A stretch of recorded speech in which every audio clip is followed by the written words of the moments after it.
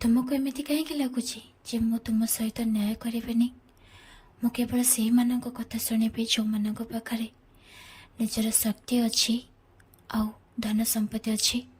ତୁମେ ଏହା ଭାବୁଛ, ବହୁତ ଭୁଲ ଭାବୁଛ।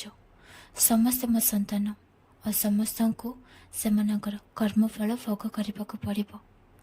ଯେଉଁମାନେ ନିଜର ମନମାନି କରୁଛନ୍ତି, ନିଜେ ଅତ୍ୟାଚାରୀ ହୋଇ ଅନ୍ୟକୁ କଷ୍ଟ ଦେଉଛନ୍ତି, ସେମାନଙ୍କୁ ତୁମେ ଭାବନି ଯେ ମୁଁ ସେମାନଙ୍କୁ କ୍ଷମା କରିବି ଆଉ ସେମାନେ ନିଜର ମନମାନି କରି ଅନ୍ୟକୁ କଷ୍ଟ ଦେବେ।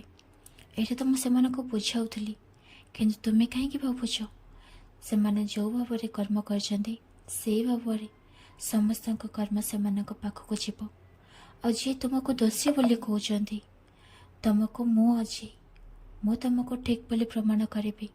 ତୁମେ ମୋ ଉପରେ ଭରସା ରଖ, ବିଶ୍ୱାସ ରଖ। ତୁମ ବାବା ତୁମଠାରୁ କେବେ ବି ଦୂରକୁ ଯାଇନି। ତୁମେ ମୋତେ ଯେଉଁ ଭାବରେ ବି ପୂଜା କରିବ ସେଇ ଭାବରେ ମୁଁ ସ୍ୱୀକାର କରୁଛି, କିନ୍ତୁ ହଁ, ହୃଦୟର ସହିତ କରିବ। କିଛି ପିଲା ଏମିତି ଅଛନ୍ତି ଯେଉଁମାନେ କି ମୋ ଭକ୍ତି ତ କରୁଛନ୍ତି, କିନ୍ତୁ ଅନ୍ୟକୁ କିଛି ଏମିତି କଥା କୁହନ୍ତି ଯାହାକି ସେମାନଙ୍କ ଅନ୍ୟର ହୃଦୟକୁ କଷ୍ଟ ଦିଅନ୍ତି।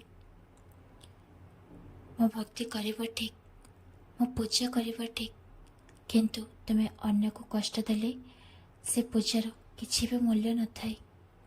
ତୁମେ ତାହା କର ଯାହା ତୁମ ହୃଦୟ କହୁଛି। ତୁମେ ଶାନ୍ତ ରୁହ। ଯେ ତୁମକୁ କଷ୍ଟ ଦେଇଛି ନା, ତାକୁ ଦିନେ ତା'ର କର୍ମଫଳ ମିଳିବ। ତୁମ ଭାଗ୍ୟଠୁ ମୁଁ ଅଧିକ ତୁମକୁ ଦେବି। ତୁମ ଭାଗ୍ୟରେ ଯାହା ବି କିଛି ଖୁସି ନଥିଲେ ମଧ୍ୟ ତୁମ ବାବା ନିଜଠୁ ଦେବ। ତୁମେ କାହିଁକି ଏତେ ଚିନ୍ତା କରୁଛ? ସର୍ବଦା ମୋ ନାମକୁ ଜପ କର, ମୋର ଆରତି ଖାଅ,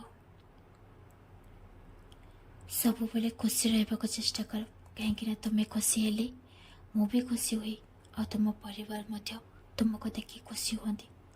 ହଁ, କିଛି ଲୋକ ଏମିତି ଅଛନ୍ତି ଯେ ତୁମକୁ ବାରମ୍ବାର ଦୁଃଖୀ କରିବାକୁ ଚେଷ୍ଟା କରୁଥିଲେ ଆଉ କରୁଛନ୍ତି, କିନ୍ତୁ ସେମାନଙ୍କର କୌଣସି ବି ଖରାପ ମୁଁ ତୁମ ଉପରେ ପଡ଼ିବାକୁ ଦେବି ନାହିଁ, ଆଉ ନାହିଁ ତୁମ ପରିବାର ଉପରେ।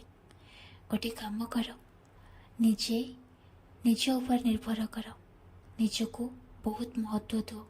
ହଁ, ନିଜକୁ ମହତ୍ତ୍ୱ ଦେବା ଏହା ନୁହେଁ ଯେ ଅନ୍ୟକୁ ଆମେ ମହତ୍ତ୍ୱ ଦେବା ନାହିଁ। ଅନ୍ୟକୁ ମଧ୍ୟ ମହତ୍ତ୍ୱ ଦିଅ ଆଉ ନିଜକୁ ମଧ୍ୟ ବହୁତ ମହତ୍ତ୍ୱ ଦିଅ। ନିଜକୁ ନିଜେ ବୁଝିବାକୁ ଚେଷ୍ଟା କର।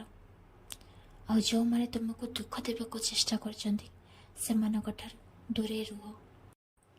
ତୁମଠୁ ମୁଁ କେବେ ମଧ୍ୟ ଦୂରକୁ ଯାଏନି ଆଉ ନା କେବେ ଯିବି। ତୁମେ ମୋ ସନ୍ତାନ ଆଉ ମୋ ସନ୍ତାନ ହେଇକି ରହିବ। ତୁମକୁ ଯେଉଁ କାର୍ଯ୍ୟ ପାଇଁ ମୁଁ ପଠାଇଛି ସେଇ କାର୍ଯ୍ୟ ମୁଁ ତୁମ ହାତରେ ହିଁ କରାଇବି ଆଉ କରାଉଛି ମଧ୍ୟ। ସର୍ବଦା ଅନ୍ୟର କଲ୍ୟାଣ କର। ହଁ, ଅନ୍ୟକୁ ଖୁସି କରିବା ପାଇଁ ପୁରା ଦିନ ସାରା ନିଜକୁ ହଜେଇ ଦିଅନି। ନିଜ ପାଇଁ ମଧ୍ୟ ସମୟ ବାହାର କର ଆଉ ନିଜ ଲକ୍ଷ୍ୟସ୍ଥଳରେ ପହଞ୍ଚ। ନିଜ ଲକ୍ଷ୍ୟ ପାଇଁ କାମ କର। ଯେଉଁ କାମ ଦେଇଛି ପ୍ରଥମେ ତୁମେ ତାହା କରିବାକୁ ଚେଷ୍ଟା କର। ତୁମେ ବହୁତ ଚିନ୍ତା କରୁଛ, ସେ ଚିନ୍ତାକୁ ମୋ ଚରଣ ତଳେ ଛାଡ଼ିଦିଅ।